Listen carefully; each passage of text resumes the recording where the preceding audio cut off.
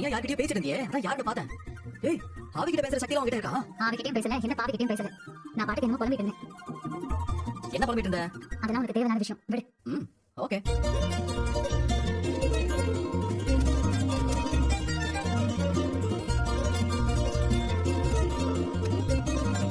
அம்மா, அம்மாச்சியோட 75வது பிறந்தநாள் வருதாமே?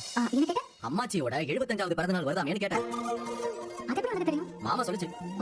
அம்மாச்சிக்கு 2 ஆசை இருக்கா, அது உனக்கு தெரியுமா? அவங்களுக்கு நிறைய ஆசை இருக்கு. தாத்தாவோட ஒரு போட்டோ எடுக்கணும், அப்புறம் நம்ம வீட்ல இருக்கிற எல்லாரோடவும் ஒரு நல்ல குரூப் போட்டோ எடுக்கணும். அம்மாச்சிக்கு ஆசை இருக்கா, அது உனக்கு தெரியுமா? தெரியும். ஏய், அத பத்தி நீ என்கிட்ட சொல்லவே இல்ல. சொல்லி என்ன ஆக போகுது? நடத்தி கொடுத்துறியா என்ன? ஏன், என்னால நடத்தி கொடுக்க முடியாதா? அம்மாச்சி ஹாஸ்பிடல்ல இருக்கும்போது அம்மா அவங்கள பார்க்கணும்னு சொன்னாங்க. அதையே நடத்தி கொடுத்த எனக்கு இதெல்லாம் ஒரு விஷயமா? தாத்தா இப்போ உசுரோடவே இல்ல. ஓ, அப்போ நம்ம குடும்பத்தோட எடுத்த போட்டோ பத்தி சொல்றியா? எடுத்தா ஜாலியா தான் இருக்கும். நம்ம வேணா ஒரு பண்ணலாமா? என்ன? அப்பதாவோட பிறந்தநாளை கோயில் வச்சு பெருசா கொண்டாடுறாங்களாம். அங்க நம்ம குடும்பத்தோட போயிட்டு அப்பதாக்கு வாழ்த்து சொல்லிட்டு போட்டோ எடுத்து வந்தா என்ன? போலாம். ஆனா அதுல பல சிக்கல் இருக்கு.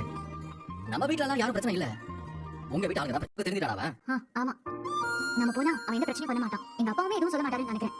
அவர் மனசுல நம்ம வீட்டு ஆளுங்க மேல இருக்கிறக்கும் கண்டிப்பா குறைஞ்சிருக்கும். என்னன்னா முழுசா கூட போயிருக்கும். உங்க அப்பா எல்லாம் பெரிய பிரச்சனை பண்ணுவாருன்னு தோணல. ஆனா உங்க சித்தப்பா இருக்காரே, அதான் அந்த ஹேண்டில் வர்கீஸ், அவர்தான் ஏதாவது பிரச்சனை பண்ணுவாருன்னு தோணுது. நம்ம கிட்ட சண்டைக்கு வந்தா கூட நம்ம சமாளிச்சுக்கலாம். ஆனா அம்மாச்சி முன்னாடி வச்சு ஏதாவது பண்ணி அவங்க வருத்தப்படுற மாதிரி எதுவும் ஆயிடக்கூடாதுல்ல, அதான்.